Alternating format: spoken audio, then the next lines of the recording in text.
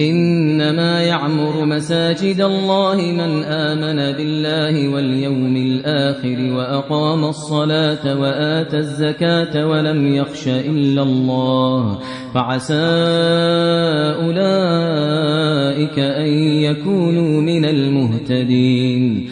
أجعلتم سقاية الحاج